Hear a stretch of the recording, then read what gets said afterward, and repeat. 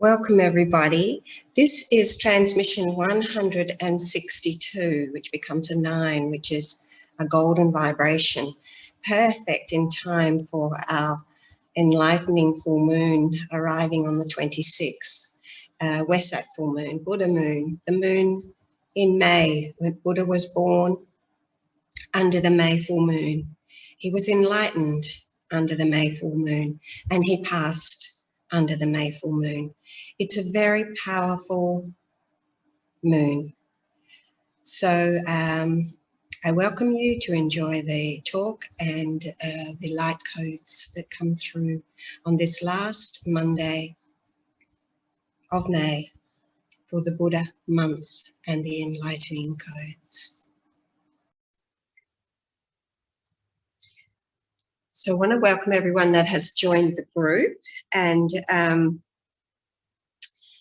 like I said, this week is 162, which becomes a 9, which is the golden frequency of enlightenment. And this morning, when I woke up, just as I woke up, my eyes were still closed, and so I was in that half sleep, half wake state. I was met by Jesus in my mind's eye, of course. And he was sitting on a garden bench with a lamb. He stayed there for quite a while, and I just stayed staring at his presence. And then the vision shifted and I saw Buddha laying on his side with his hand on his head. And I noticed a beautiful tree behind him. And then I was shown around this magnificent garden. It was so beautiful, a very heavenly garden. I'm reading these notes, by the way, because I had to write them very quickly when I came through. So it was a very heavenly garden. And then as I was shown around this garden, I saw many ascended masters. I saw another Buddha, golden, sitting under a tree. He was very Chinese-like. Well, the energy around him was very Chinese-like. There were like magnolias and things floating and drifting around him, and he was very happy and laughing, and so I felt that he was the Maitreya. And there was another master, and he had a very bald head. Most of his head was bald, but then he had long hair coming down from here, and he had a very curly, sort of ruffly beard. And I felt that this was the Melchizedek. And then I saw El Moria, and interestingly, El Moria showed himself in the cockpit of a plane. I'm not sure what the message of that is, but maybe that we're about to take off. So I'm not sure, but he showed him, I didn't see the whole plane, just the front of the plane, and he was looking out of the window at us. My vision shifted again from scene to scene around this absolutely beautiful garden. And I saw St. Francis and other masters intermittently. But I didn't recognize them all. There were just many masters. The scene came back to Jesus on the bench with the lamb. And, you know, Jesus has been around a lot for me in the last few weeks, actually, during May. During May, he has been around quite a lot. Behind him, I saw cherubs blowing trumpets. And at that point, I began to cry, and I knew that it was the call for all. I realized where the garden was, and as I acknowledged, as the name came to me, of Shambhala, home and retreat of our beloved Sanat Kumara, I began to cry again. I feel so humbled to have been given these experiences, and the vision then closed with another vision of a Buddha, a different expression of Buddha. I didn't want to open my eyes. I wanted to stay there in that space. I just wanted to stay. It was so beautiful. But of course, I did open my eyes. But while I was there, I remembered my experience over the last month I've experienced a lot of deep sadness and a lot of loneliness and feelings of separation and isolation. I've really gone into that, and I've been in and out, been having 3 days in and then coming out, 3 days in and coming out. And I always know that 3 days is my thing. You know, I tend to go, if I'm going to go in, I go in for 3 days. So I always give myself that 3 days, you're probably going to be here for 3 days. I have to admit that I don't always pick it up immediately. Sometimes it's, you know, a day or something into it, and then I realize, you know, give yourself 3 days, be kind to yourself. You come out in 3 days. But I've been going in and out and in and out, and this really deep feeling of sadness, loneliness, separation, and isolation. And it was Saturday evening that I realized what was wrong with me. And my whole body on Saturday was very, very weak. I felt totally zapped of my life force energy. I looked 100 years old, and I felt like I was slipping away. And so, of course, it made me even more sad. I knew I wasn't slipping away, but I felt that way, and I couldn't figure out what was wrong with me. And then I realized, it's taken me only a month to figure it out, but I realized that I was going through a dark night. And this dark night was connected to my connection with my twin flame. I'm not going to talk about that now. That's going to be for another video. But when I recognized that I was in the dark night, I knew exactly what I needed to do. And I started doing it, or I did it immediately. And so yesterday was a really magnificent day, so filled with light and just pouring through. And you know, everything had shifted.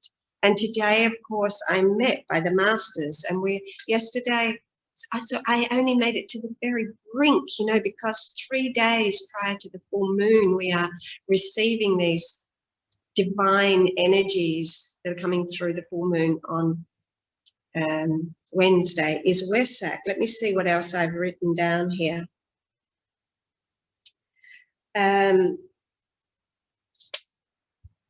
We're already receiving the energies of the full moon of Buddha. Again, I want to remind you, this is the full moon. He was enlightened under the full moon. He was born under the full moon in May, enlightened under the full moon in May, and passed away under the full moon in May. And every year at this time, we're showered with incredible light codes and downpourings of light when the masters all gather together and shower us with these beautiful light frequencies to give us an opportunity to become enlightened or more enlightened, to awaken. And this year in particular, 2021, it is even greater than it has ever been before. And I know there are other things going on, but that's not my specialty. I'm only talking about what I am shown myself and what I know through my own experience. So I'm not going into anything else. So I thought to myself, the May full moon is our Bodhi tree. No matter the degree of awakening we have, we are all still a little bit asleep, and we are always awakening. And the May full moon is our Bodhi tree, our opportunity to become enlightened every year, and this year in particular, even more so. And as I wrote that the May full moon, that we'd come through this shift of being enlightened, my power went off. The lights went out and my bedroom was darkened. So I got up and I opened the curtains so that the light could filter through and I could continue to write. So it became my dark night for a moment in my room. And I opened the curtains to write. And at the point where I said, "We shall receive," the lights came back on. We shall receive, and the lights came back on. So we've arrived, people, and we shall receive if we've done the work. Keep these next few days to the 29th sacred. Retreat in order to receive. Use white candles, incense, sweet oils, good clean food, lots of fresh fruit and vegetables, water to purify, and time to be with yourself. Stay out of the mind and just be. And beautifully this morning, I received a message from one of my clients who'd had a similar experience where she was given the key to a gateway. And she had a very long and deep message, great significance for this particular time. And I just know that many of us are going to be receiving those messages now. And so it's the reminder I want to give you to please give yourself this time to allow it to be sacred. No distractions. Allow yourself just to let go of having to be somewhere, having to be around people. Give yourself this time for you. This is the great opportunity for great self-love, for you to receive the light codes. You don't need to be with, big groups of people. Give yourself this opportunity to have no distractions and honor yourself. And having said that, now we are going to go in and do the light codes. And after the light codes, I will be bringing through the messages of the light codes themselves, and then we will have a card reading after that. So the light codes are the activation codes that activate the light codes that we are receiving now. So with that, I'm going to say bye.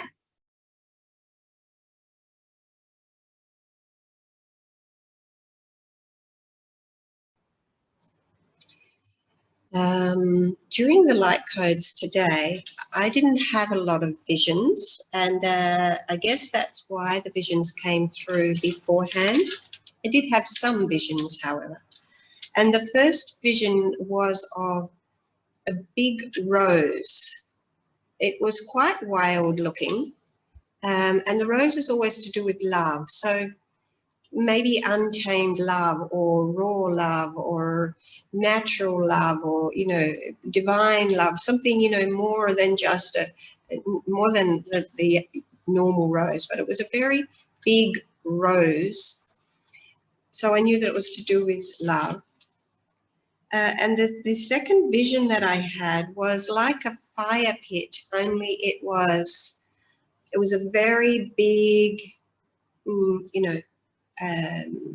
bowl-shaped, like fire pit type thing, but it was totally filled with golden embers. There were people sitting around it, but my focus was not on who or how many people were sitting around it. I'm aware that there were people there, or at least one person, but I really don't know how many. But the focus was on these golden embers, very beautiful. It was totally filled with these golden embers. And as the sound codes and the light codes continued, I had another vision, and it was of a masculine and feminine sitting in union, in like tantric position, like Shakti and Shiva do. But it wasn't Shakti and Shiva. It was a definite just masculine and feminine. They had no faces. They had no hair. They were totally identity-less. So there was no ego. But one was a darker color and one was a lighter color. So there were polar opposites of each other. And but in total union, so they had come as one. And the light codes finished with a vision of a yoga position where we sit in cross-legged position, and the arms are out and the brow is on the floor. And this is a position that brings you into total balance. And I looked it up to see what it was actually about, just to make sure. And the position is called Adho Mukha Shukhasana. And it calms and it soothes, calms and centers the mind. Very good for relieving stress. But this is the position that we need to be in. I don't mean literally have to get down and do the yoga pose, although it will help. But I mean, but this is the position that we need to be in right now to be able to receive. And that is to be in that space of peace, tranquility and stillness as we move through this great phase of initiation, which brings me to the card reading. The first card I received today was card number 17, and that is the mother and the father, the base chakra and the crown chakra. So it becomes an 8, heaven and earth, the infinite potentials, the infinite gateway that we are being offered to open the infinity gateway to move through as balanced masculine and feminine, mother and father, base chakra and crown chakra completely aligned. And the message is ask with sincerity, ask with sincerity. And you can see this beautiful card here where it has the whole universe inside there. And in actual fact, there is a masculine and feminine in there, swimming around in the universe, the sun, the planets, the stars, the moon. There's actually a wishing star up there, a flying, what do you call it, a falling star. A shooting star above, which is like you being offered the opportunity to ask your wish, your true desire. What is within your heart that you would like to ask for yourself or for humanity? Ask with sincerity. Ask with sincerity, because you're being offered that now. We're in a very, very powerful portal. Ask for that. And the second card in the sacral chakra is card number 13, which is about transformation and its release. Archangel Azrael.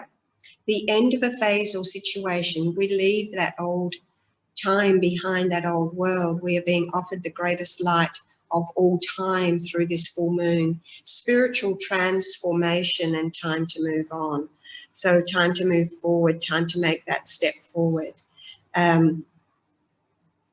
So release anything that ties us to being attached to any person, place, or object, and recognize that what we want is true union, which comes through in the solar plexus here now, true union with the divine. In the solar plexus here, we are, this is about our mission, our purpose, our direction. So our purpose and our mission really for everyone is to be ascended, to ascend and to reunite with the divine. So let go of attachments to human desires and allow yourself to be fully with the divine. The card in the heart chakra today is another 13 card for transformation and release in the heart chakra, allowing that beautiful light to just flow into, and then of course to share it and flow out. So total release in the heart and opening the heart to receive that beautiful, beautiful light of the divine. And you can see in the vision here, he's pulling down, he or she, this person actually has no hair. Again, bald there, meaning, being totally in that no mind, in that space of stillness, pulling down the garment to allow the light to shine in, to receive all the beautiful light codes that are being offered to us with this most auspicious full moon. And in the throat chakra today, again, we are being offered something. So card number 4. And so again, related to the heart, because it's card number 4. So the heart card and the throat chakra card, compassion or, higher heart coming forward here. And don't be distracted by all these things that are in front of you, because there is something being offered to you that you may miss if you are too distracted. So let go of the distractions and be willing to receive that which the divine is offering you, the great truth of where we are headed. And the sixth card today in the sacral chakra is the pure card of the initiate, that the dove here, the initiate. We are all in the phase of initiation. It is about being innocent, tapping into your own innocence and trusting that the divine knows exactly what they are doing. This is our future. This is the sixth card. This is telling us that our future is in good hands. The dove is bringing the olive branch, the branch of peace. And we have alignment of the sun, the moon, and the stars. And the dove, of course, is the Christ consciousness coming forward for us. And the seventh card today is in the crown chakra, is spiritual law of attraction. And the master is Ascended Master Melchizedek. And Melchizedek, it works with the sacred geometries. And so here we are being asked to be in our stillness, to allow the sacred geometries to be fully formed, to fully take place, to be activated within us so that we can reach those higher parts of ourselves. And of course, the spiritual law of attraction is that as we raise our frequency, the higher we are. Like meets like, so we draw naturally to us that which we truly desire. It's already there. We already know what we want, and we will be receiving all of the beautiful divine gifts that the universe has in store for us. The eighth card today for the Omega Chakra, which is the divine feminine, and she helps to anchor in our gifts and she's about our pathway. And this is card number 21, which is, really all about the world, the universe, Nut and Jeb, bringing the two together, heaven on earth. And the card says wholeness, creation of sacred purpose, and divine parents. So beautiful message there of, as we were shown from the first card with number 17, which is the divine parents. So the same sort of thing. This is the divine feminine here, and also the base chakra is also the mother card. So the masculine and feminine, the father and the mother, aligning with the god and the goddess, bringing heaven and earth together, knowing that everything is perfect, and this beautiful energy that meets between the two. And the ninth card, the alpha card, the divine masculine card, is actually a feminine card, and it is let go, and it is a beloved Kuan Yin, bringing us forward that beautiful energies of the divine mother. And I'll just read you a little bit about Kuan Yin. So let go and surrender to what is happening right now, because we are in the mode of reception. Kuan Yin is a beloved Buddhist goddess of compassion, whose name means she who hears all prayers. So again, we are being reminded here about the law of attraction. We're being reminded that we are being offered something. We are being offered something. We are receiving great divine light. And ask with sincerity. So at her mortal death, Kuan Yin was eligible for Buddhahood, yet she decided to stay close to earth and help all humans until everyone became enlightened. She was a bodhisattva.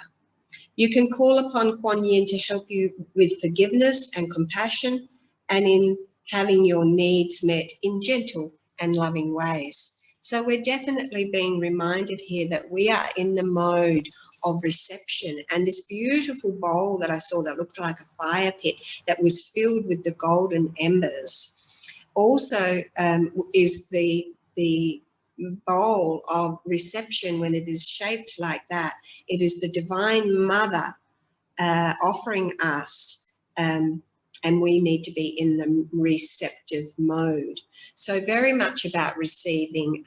Ask with sincerity that which you desire for the highest good, be it something for you personally or something for humanity. And this is the most powerful time for us to ask for it.